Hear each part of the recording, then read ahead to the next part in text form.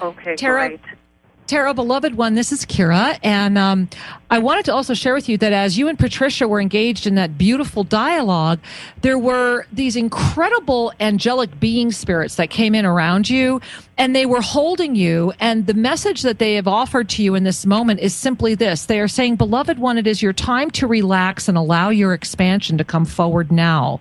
That these questions will find their solutions as you allow the relaxation and entry of the wisdom that you are now gaining. And they're showing me about a year from now, and then another year after that, that you're going to be really harnessing all of the gifts that you've called into yourself in a manner that everything that you're co-creating, everything that you're bringing in will be flowing. However, in the moment, to allow that flow to be even greater for you, you may want to consider just relaxing into the trust that you truly have been put where you need to be. You're doing what you're supposed to be doing. And it's like your mission. It's like I just see this straight road right in front of you. You're right there. Your success is assured. And thank you for caring. Thank you for bringing that forward. We're so glad you called today. Thank you very much. Thank you. You're very welcome. Patricia. Namaste. Many blessings. Well, You're it's welcome. you know, Patricia, it's truly wonderful to receive that vision from a caller that they're taking action. One of the things that Kira and I talk about and live is that we must take action. We must put our behaviors in alignment with our dreams. Versus being activistic, which Absolutely. empowers anger.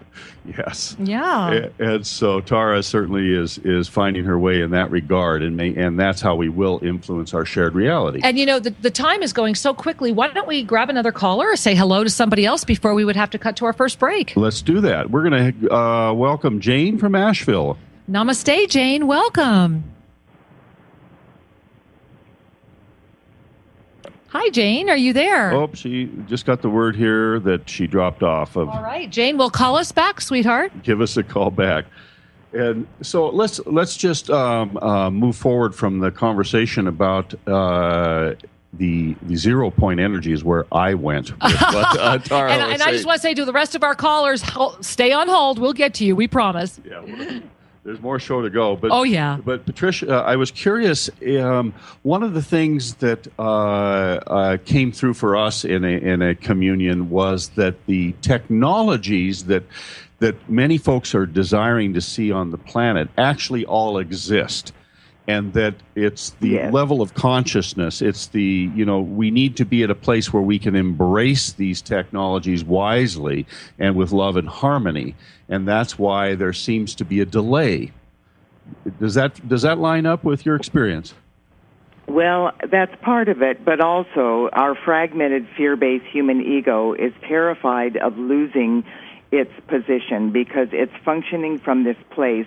This is part of what when we fell into the separation and duality rather than the oneness and the love. When we fell into these fragmented vibrations, we developed this alter ego that perceives our physical body to be all that we are and the physical plane to be all that exists. So it functions with this, whatever it needs to do to survive, to gratify the physical senses, lie, cheat, steal, kill, is okay. So now we're shifting, and each of us in our own lives, we experience this all the time. All we have to do is try to improve our diet, and we begin immediately craving every single thing you're not supposed to eat. Well, so that's true. What's going on. Yeah, What's very. going I on love with that the analogy. energy company. Yeah. But, with the energy company, as soon as anything comes through, they pay millions of dollars for the copyrights of it and the patents, and they file it in File 13 so it'll never be developed. That's right. Why, just as Tara was saying, these are not the people that we're going to get the support from to develop these.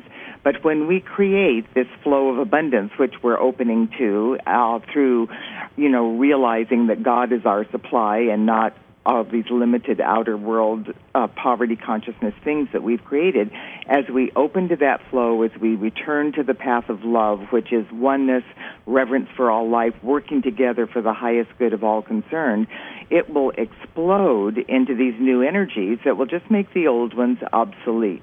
And maybe those companies will come online one of these days when, just like all of the soda companies now are selling water, instead of that is a soda, fascinating paradigm. When the need for control has not changed, has it? No, it hasn't. But we are really moving. I mean, this is an unstoppable shift that is taking place, and there is no turning back. And we are absolutely creating the new heaven and the new earth. There's no doubt about that. Absolutely true. I couldn't agree more. And I love that we're here celebrating that, because the more that this can be celebrated, the more that we can join each other in this celebration and understanding, the greater the presence of energy. You know, it's so important that we just hold this presence. And Sri, we have all these beautiful people holding. Why don't we say hello to another person? Absolutely. We'll go to line 1 and welcome Kari to the show. Well, namaste, Kari. Welcome. Hi. Hi, sweetheart. Oh, it's me. Hi. It's you. Hi. I in and celebrate you all. Thank you. How may we serve you today? Well, I wanted to thank Patricia for her amazing invocations that I have done whenever she announces them or shares them. And I'm so grateful. I feel like my life has been shifting and growing and expanding. And that is so exciting for me, because I have been definitely on the other side of the matrix for a long time. But I wondered if Patricia could answer a question about my hands. I've had this strange tingling and numbness going on in my hands, and it's very odd. Okay, I don't know specifically what's going on in your hands, but I know that there are hundreds of people writing to me about what they call the ascension symptoms. You know, we're raising up in vibration the maximum we can withstand in every 24-hour period, and to allow this to be done in increments rather than having us feel like we're trying to move through a lightning bolt, which sometimes happens.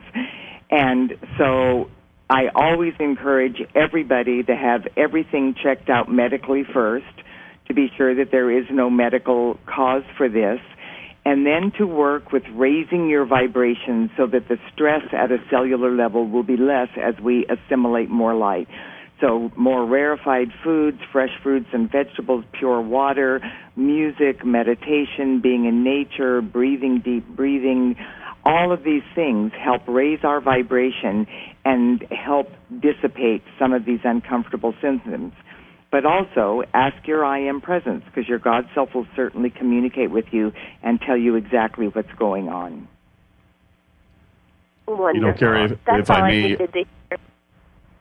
if I may just add a possible perspective for you to consider, our hands indeed are ways we engage the world, the way we do our work, so to speak. And oftentimes people who are called to have a more healing relationship with others find that their hands start to receive energy.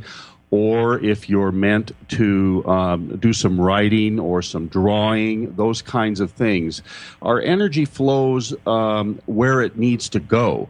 And if it gets bound up in some fashion, that's a call to be introspective, to say, okay, what am I holding on to here? Mm-hmm. So I just wanted to offer you that as part of your personal reflection process, to look at what might I be holding on to. And as you connect with your I Am Presence, to ask that question and pay attention. And so thank you so much for calling today. We appreciate your sharing. You're welcome. Thank you. Thank you, Angel. Namaste.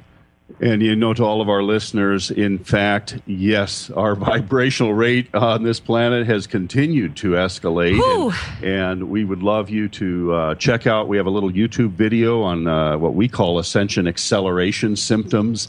It had very similar to what Patricia shared, and some other details that you might find reassuring. As you relax into the lift, it's time for our bodies to cleanse out the lower frequency debris. Absolutely. And you know, talking about clearing out, we're going to take a quick break. And when we come back, we have so much more to share. And we have our beautiful guest with us, Patricia Cota-Robles, and we have more callers on the line. So take in that deep breath, bring your hand to your heart, feel the gift of love and communion, and we'll be right back after this message. Well, welcome back. We are delighted that you have chosen to be here now. Well, be here today. We are delighted as we are really diving into universal spirituality and what it means to go beyond the illusion. Because really that's in essence what we're talking about is how to go beyond the illusion of the polarities, the illusion of we can only have peace if we have war, we can only have harmony if we have disharmony. And we've been chatting with our beloved guest this afternoon, Patricia Cota-Robles. And Patricia has been contributing to the awakening on this planet for many, many years through the New Age study of humanity's purpose. And you can learn more about her work at www.eraofpeace.org. Mm-hmm. And Patricia, as we are kind of addressing things from the universal perspective, I keep dancing between the singular point of view and the universal point of view. It's one of the things that stimulates me, I guess, as I pick up a newspaper or chat with people. Is there is always an opportunity to have more than one perspective as we engage our lives, and so I'm curious, how do we reconcile the living as an individual with a history that is, let me say that differently, living with our personal history of this lifetime? How do we reconcile that personal history, our family, our children, our culture, our religion, and all of those artifacts of humanity with this global oneness that is upon us? Because truly there are growing pains. Absolutely, yeah. Yes, there certainly are growing pains. And one of the things, I know it seems like a monumental difference, but it isn't. And what we need to just realize is that we are one and there's no separation. And our own personal individual life, our own experiences, the lessons we're learning are a microcosm of the macrocosm. And we don't have to solve all the problems of the world. What we need to do is know that every single thing that is manifesting in our life, say if it's a financial problem, if it's a relationship problem, if it's a health problem, no matter what it is, it's part of our own energy that's coming back to be transmuted back into light. But it is also part of the collective mass consciousness, and there are millions, probably billions of people on the planet going through exactly the same thing. And as you work to heal and raise up and transmute your own life, the universal law is, as I am raised up, all life is lifted up with me. And knowing that we can transfer from the microcosm to the macrocosm with the simple knowing, the I am presence, the God self, the beings of light have said, if we will just say, I am my I am presence, and I am one with the I am presence of all humanity. What I ask for myself, I ask for all life on this planet in perfect alignment with each person's divine plan and the highest good for all concerned. Whatever light we're drawing through us expands exponentially to be available for every person on the planet. And then their God self, their I am presence, has permission then, through that invocation of oneness, to gather that light and use it for that person's progress in perfect alignment. So if we just know that literally we cannot express a thought, a word, an action, a feeling, a belief, a memory that isn't, it's qualified with our frame of mind, and every moment of every day we are either adding to the light of the world or the shadows, depending on what we're energizing. So just as you mentioned earlier, it's a habit. Most of us, from the time we get up in the morning till the time we go to bed, we just let the thoughts of the day muddle through our mind. But if we will start monitoring and saying, okay, is what I am empowering, where your attention is, there you are, is what I am empowering now with my thoughts and feelings adding to the light of the world or the shadows? If it's not adding to the light of the world, then you say, yes, and then say, okay, if it's not adding to the light of the world, what do I want instead of that? And empower what you want. And Someone as once you said do to me, that, which I thought was, Well, Yes. what I wanted to share and jump in and say was, and as you do that, it's important to recognize when the self-judgment starts coming forward, because oftentimes when people start paying attention to their thoughts, one of the initial gifts is moving through layers of self-judgment, because this sense of, oh my goodness, I failed. I wasn't able to add to Or the I light. shouldn't be thinking that or feeling this. Exactly. So it's a very powerful dynamic, because it adds to your presence. And, as we always share, have mercy on yourself through the process. That's part of the healing. Yes. And the tool, the wonderful tool, let me just finish that one thought, that someone once said to me, because I think it's such a powerful expression, that worry is a way for praying for what you don't want. Mm-hmm. And absolutely. that is really the truth with the power of our thought. The gift of the violet flame, it's a powerful frequency that is the perfect balance of the sapphire blue radiance of the out-breath of our Father God's divine will and power, and the crystal and pink radiance of the in-breath of our Mother God's divine love. And these two frequencies merge into this magnificent violet flame, which is known as the violet flame of God's infinite perfection. This is the energy that is going to be the most powerful influence on the planet throughout the next 2,000-year cycle in the age of Aquarius. And what this energy does is it transmutes discord back into harmony. So when we are monitoring our thoughts, instead of judging or thinking we're bad or thinking we're wrong, everybody is doing the best they can according to their wisdom and understanding. Absolutely. Who knows when you might have created that? Who knows when you might have created that, or what the challenges were, what the circumstances. So when you find out that you are not, with that thought, adding to the light of the world, say, I'm blazing the violet flame, transmuting this back into the light, and this is what I'm going to empower instead. With no judgment, no criticism, just releasing to be transmuted into the violet flame, and then moving back into that force of light.